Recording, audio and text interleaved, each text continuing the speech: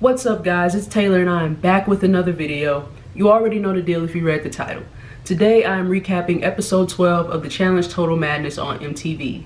Now before we get started, I just want to apologize. I know that Thursdays are a day for, me to upload and everything like that, but I just got a new job and everything like that, so I'm trying to get acquainted to the schedule, and sometimes I have shifts on random days, and I just didn't have time to upload yesterday, so I want to apologize for that. But I still wanted to give you guys content and a recap video this week, so I'm still gonna upload. It's just gonna be a day late, but I just want to get that out there. That's why I didn't upload yesterday. But anyways, let's just get into it. So the episode starts off with everybody coming back from elimination. If you remember, last week Dee and Maddie had an elimination, and Dee eliminated Maddie. And coming back from the elimination, Melissa is visibly upset. She's upset with Bananas and Josh because they gave their word that they would not throw, or they would not say Dee's name, and they said Dee's name. And she's upset. She's arguing with them about it. She's really mad at Josh, but we'll talk about that later. But Bananas makes a point, and he says that, look, Dee learned the game from Wes, and Wes is one of the biggest snakes to ever be on this show. So she's gonna backstab you eventually. So we were actually doing you a favor. Now Dee came back, so I don't know how big of a favor it is, but we were doing you a favor. Like, you're mad at us. She was gonna backstab you eventually. So that was Banana's point, but she was upset about that. We also see Bailey and Swaggy. They're sitting around talking, and Swaggy is basically saying how he wants to go get his red skull because he doesn't know how much time he has left. Josh is talking to Fessy at the same time, and he says that he wants to get his red skull because he doesn't know how much time they have left. And I think it's 4 guys right now that don't have a red skull, and they're all kind of scrambling like, look, we don't know how many eliminations we have left to have this opportunity. I want to be the house vote. I want the tribunal to send me in. Or I want to be in the tribunal so I can put myself in. Whatever the case may be, we kind of see all these guys who don't have a red skull. They want this opportunity. So that's that. We also see Corey.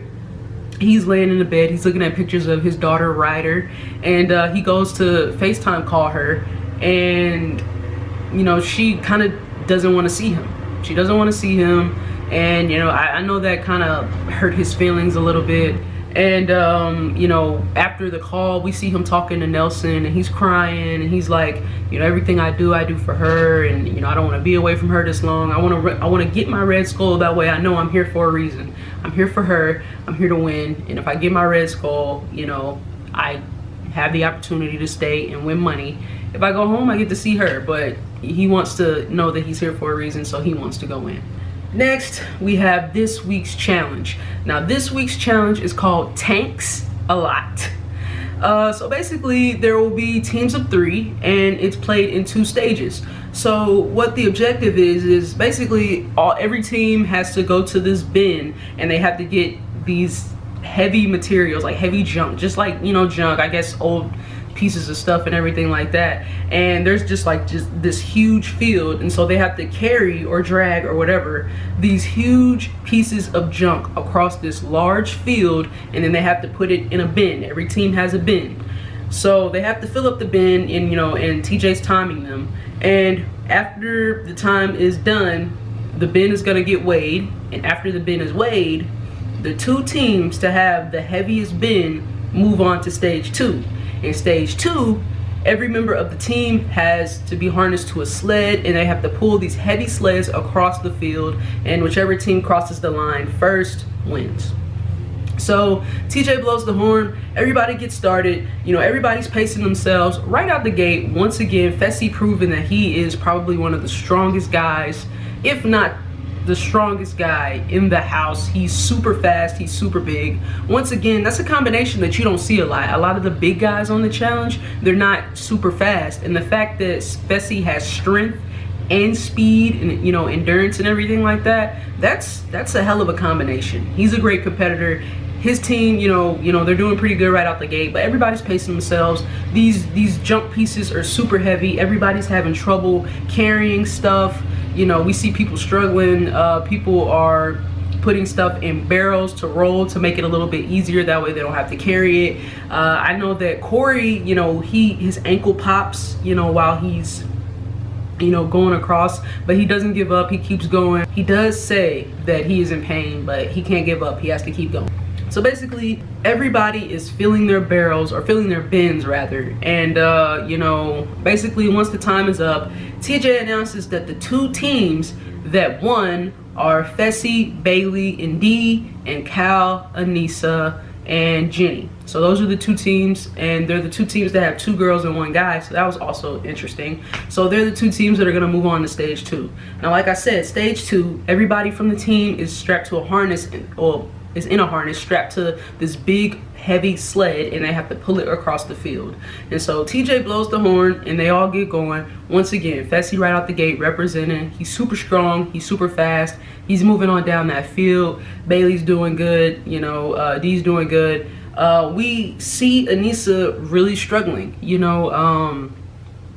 I don't want to say that she's holding the team back, because I mean they're all pulling this heavy sled, so I mean they're getting there, but she's definitely struggling. I mean, Fessy is the first one across the line, period.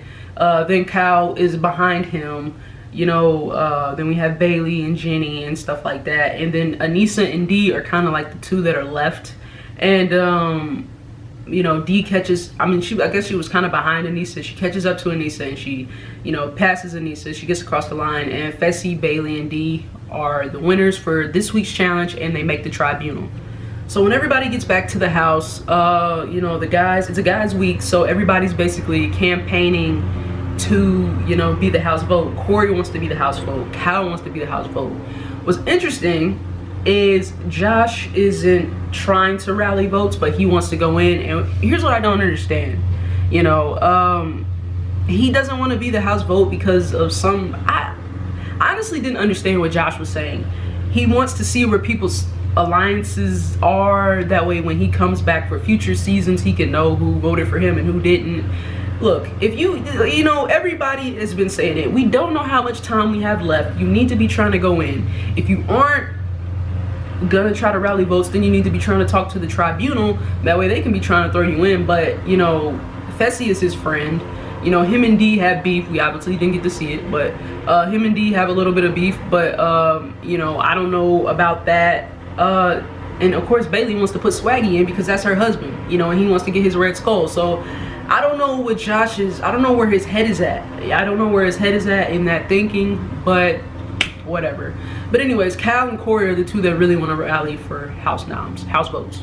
So house vote time comes around, and Corey basically starts it off. He's like, look, you know, I don't have my red skull. I haven't went in yet. It's time I go in. I got a daughter back home. I got a baby on the way, and I want to be here for a reason. You know, I want to win.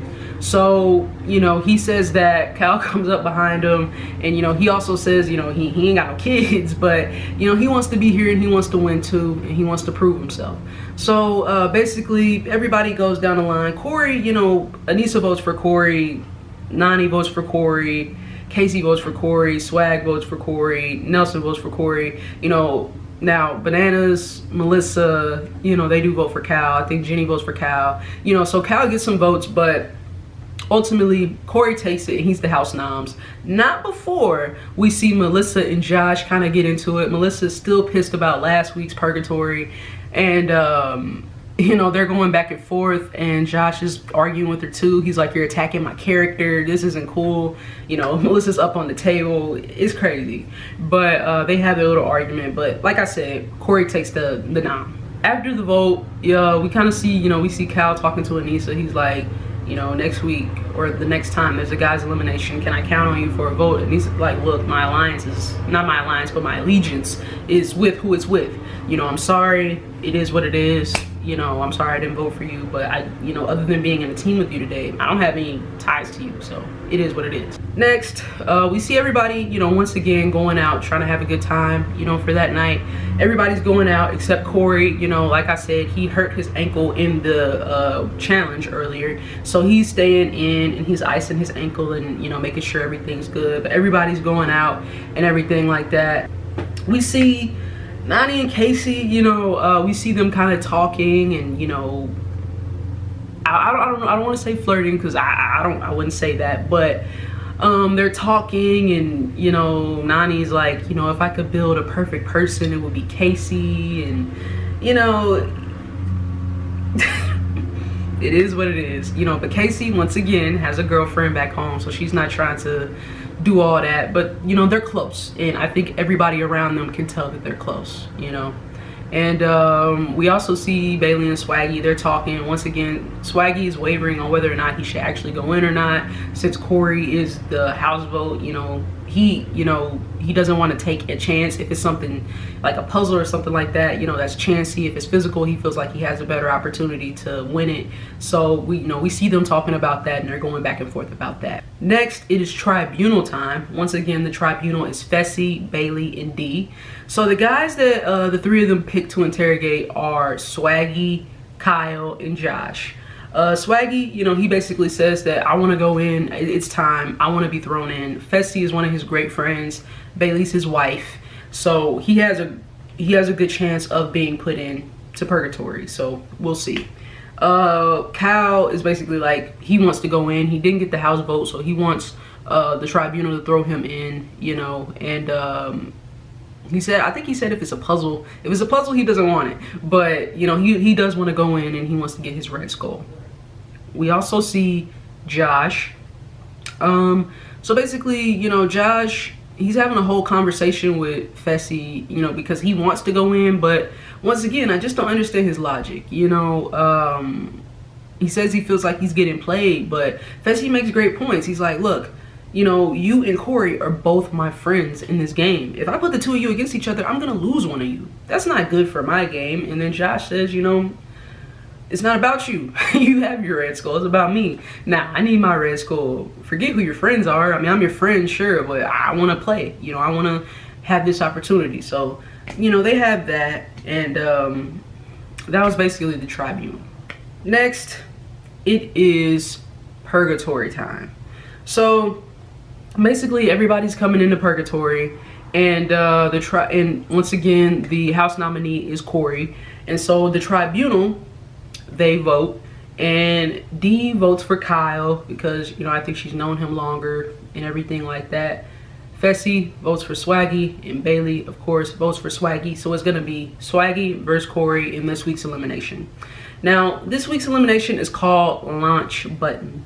So basically what they have to do is they're gonna be, I guess, tied to a harness and everything like that, hanging down, and they're gonna be on two sides of this like bin or wall or whatever the case may be, and there are buttons on each side of the wall for all of them. So basically they have to swing back and forth, and they have to press the buttons on each side of the wall. So what these buttons do, they light up the lights on top of this wall. And you know, if you press a button twice, it it shuts the light off. So what they have to do is they have to make sure that they aren't pressing the same button twice, but they're swinging back and forth, they're pressing every button, and they have to light up all the lights, and whoever is the first to light up all 20 lights on the wall, on their side of the wall, they win. So basically TJ blows the horn and they get going. Off the bat, both of them are kind of struggling. Swaggy, we see him, he's not really getting his footing and everything like that. He's having a hard time going back and forth. He can't get momentum. Same thing with Corey, but both of them eventually they pick it up. You know, so they pick it up. Swaggy's hitting buttons, you know, lighting lights and everything like that. So is Corey. At first, Swaggy is kind of in the lead. You know, he's getting more lights than Corey is, but you know, out of nowhere Corey kind of hits this stride. He's swinging back and forth, he's hitting button after button after button. Swaggy's keeping up with them, they're kind of neck and neck, but ultimately after a time, Corey, you know, in his stride, he gets all 20 buttons hit, all 20 lights light up, and Corey wins it, and he gets his red skull, and he gets launched into the sky. That was pretty cool. But basically that was it. Swaggy gets sent home, unfortunately. I just gotta say, I was very excited to see Swaggy come onto the challenge. I was a big fan of him on Big Brother. You know, a lot of people didn't like him because they said he was cocky and arrogant, but I don't care about all that. You know, you gotta be cocky and have some type of personality and attitude to come on these shows and perform anyway. So I don't care about none of that. I like Swaggy. I think he's a good dude. and it sucks to see him go, but you know, I thought he was pretty cool, and I do hope that we see him back in the challenge in the future, and maybe we get to see a different side of him.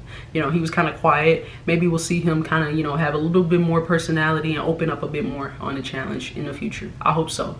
But sucks to see him go, but I also am a fan of Corey, and I'm happy he has his red skull, so we'll see what happens with that.